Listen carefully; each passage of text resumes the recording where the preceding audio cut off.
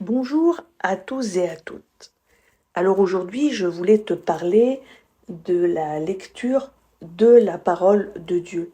Quelques petits conseils pratico-pratiques pour, lire la parole de Dieu. Tu n'es peut-être pas très habitué à lire la parole de Dieu, ou peut-être que tu la lis de manière très irrégulière, mais en fait, il est important que tu puisses la lire autant que faire se peut tous les jours, pour t'édifier, pour nourrir ton âme, pour que la parole de Dieu soit transformatrice, pour qu'elle s'imprègne en toi. Tout comme tu as besoin de manger chaque jour, eh bien c'est pareil. Tu ne peux pas te passer de la parole de Dieu comme ton corps ne peut pas se passer de nourriture. Ton corps ne peut pas se passer, par exemple, de boire. Si, par exemple, tu ne bois pas pendant un certain nombre de jours, tu vas commencer par te déshydrater et puis progressivement mourir. Donc c'est pareil, il est écrit dans Osée, « Mon peuple périt, faute de connaissance ». Donc tu dois acquérir cette connaissance. À force de lire la parole de Dieu, tu vas voir qu'il y a des choses que tu vas, mémoriser, qui vont revenir à ton esprit. Donc bien sûr, il y a la lecture de la parole de Dieu. Lire ne suffit pas. Et bien sûr, il faut aussi la méditer. Mais ça, je t'ai parlé de la méditation dans une vidéo dernièrement. Voilà, donc il est important que tu puisses lire la parole de Dieu. Et puis il y a des choses pratiques, accessibles, qui te permettront de lire la parole de Dieu. Par exemple, tu peux très bien avoir, tu sais, les espèces de petits plans à cocher, voilà, où chaque jour tu coches ce que tu as fait. Hein. Et il y a aussi des applications, notamment YouVersion, U-Y-O-U version V-E-R-S-I-O-N, qui te permettront par exemple de lire la parole de Dieu en un an ou en moins d'un an. Alors moi, pour mon expérience personnelle, j'ai choisi de lire la parole de Dieu en moins d'un an. Donc j'ai sélectionné un plan, lire la parole de Dieu en moins d'un an, et chaque jour, autant que faire se peut, je lis les passages proposés dans ce plan. Parce qu'il y a un certain nombre de lectures pour chaque jour. Donc toi, en quelque sorte, ça va t'obliger à être régulier ou régulière, ce qui peut être une bonne routine. Donc comme je te disais, j'essaye autant que faire se peut donc de lire la parole de Dieu tous les jours avec ce plan. Et par exemple, ce que tu peux faire, ce ne sont bien sûr que des conseils.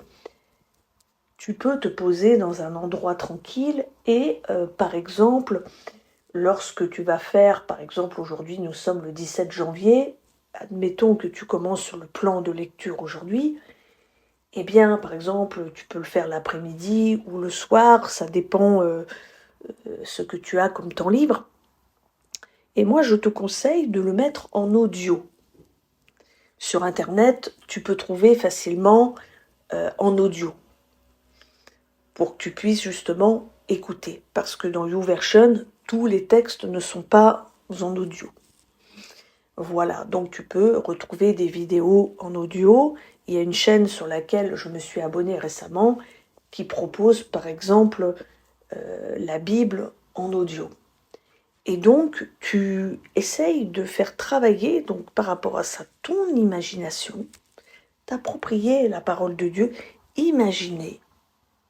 Voilà, et s'il y a des mots, par exemple, que tu ne comprends pas, ou qu'il y a des phrases que tu ne comprends pas, eh bien note-les et fais une petite recherche.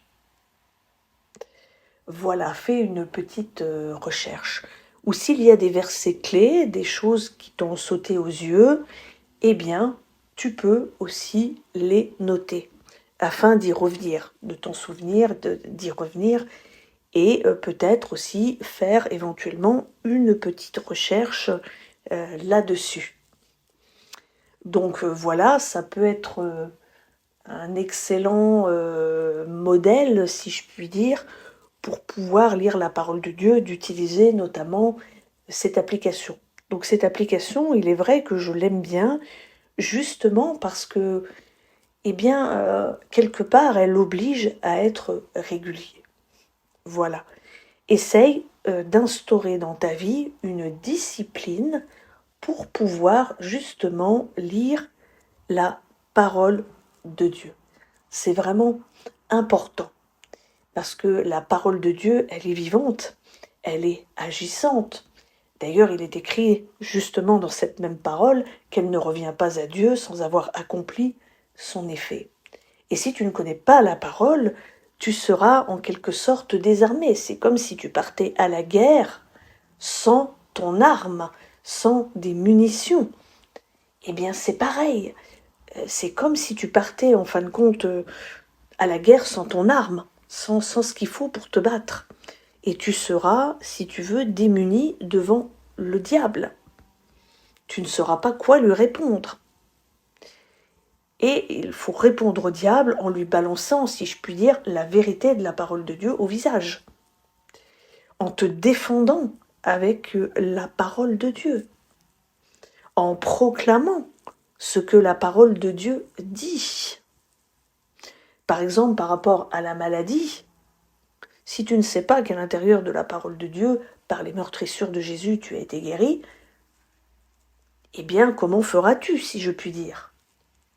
Si le diable te dit que tu vas mourir, par exemple, ou par exemple que tu seras malade ou que ta maladie ne passera pas, tu peux confesser au nez du diable, je refuse cela.